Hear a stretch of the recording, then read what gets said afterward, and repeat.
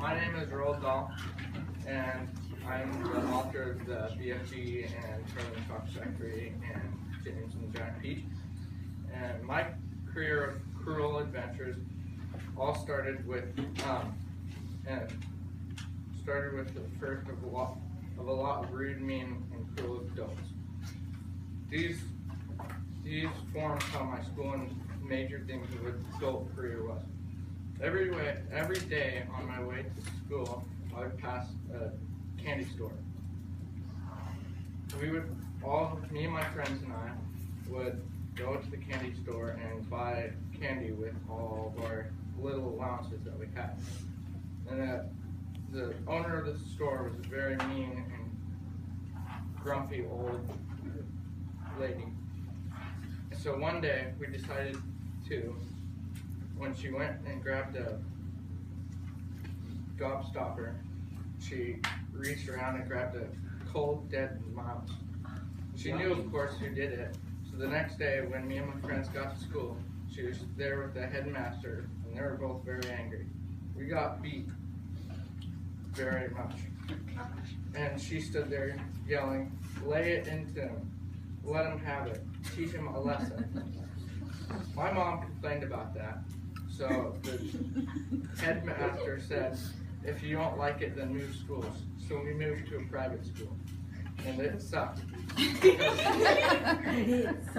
Because there's no running, talking, and so many rules and rules and rules that we had to follow.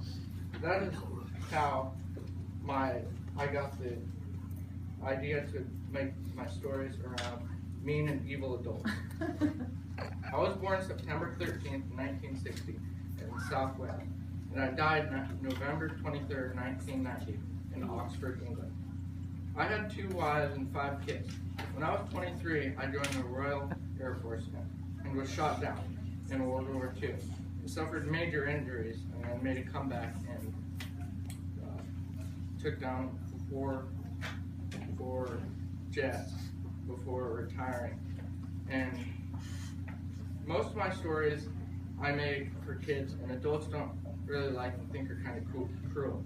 2 of my most favorite children's stories are Charlie and the Chocolate Factory, that I wrote in 1964, which was about a poor young boy named Charlie who wins a ticket to go explore Willy Wonka's chocolate factory with 5 other kids. And as they explore, all the kids start to get greedy and they all have to pay, but Charlie doesn't, so he ends up winning the factory. My other famous story you might know is the BFG. BFG stands for Big Friendly Giant. It is about a little girl named Sophie who spots a giant, and then the giant comes and captures her and takes her back to Giantland.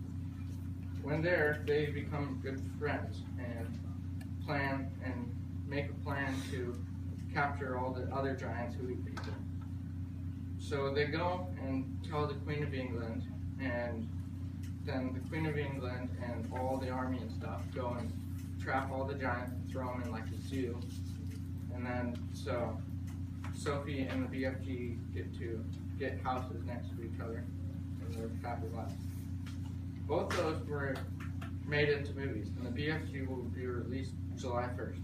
Along with those 2, my other children's book, James and the Giant Peach, have been in movies too. This is the trailer for the BFG.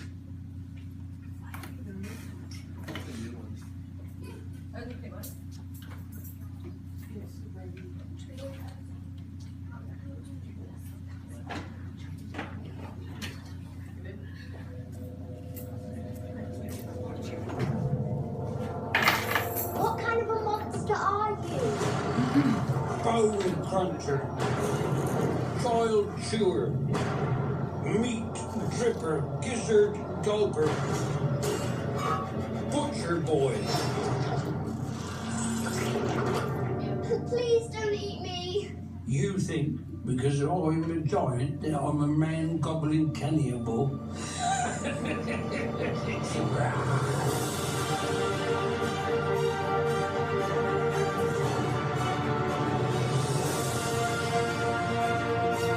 You can call me the big friendly giant. Oh my.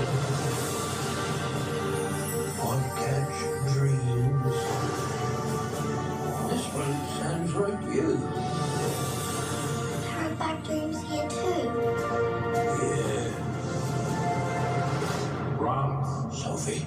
Hide. You have a delicious little bean.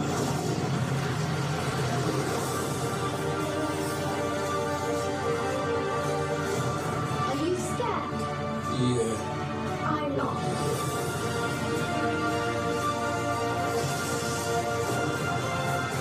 I have a plan. Brave Sophie.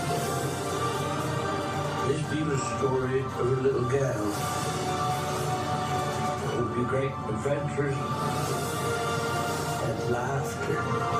Times will be hard, times will be soft. So hold your breath, cross your fingers, here we go.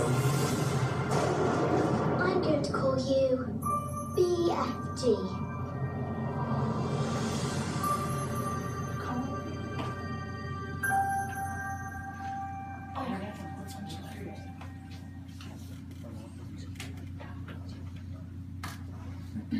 That was the trailer for my movie, The BFG.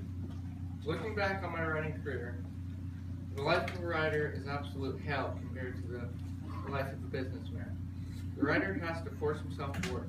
2 hours of writing fiction leaves a particular writer absolutely drained. For those 2 hours, he has been miles away. He has been somewhere else in a different place with totally different people, and the effort of swimming back into normal surroundings is very great. It is almost a shock. The writer walks out of his workroom in a daze. He wants a drink. He needs it. It happens to be a fact that nearly every writer of fiction in the world drinks more whiskey than is good for him. He does it to give himself faith, hope, and courage. A person is a fool to become a writer. His only compensation is absolute freedom. He has no master except his own soul. And that, I am sure, is why he does it. Thank you.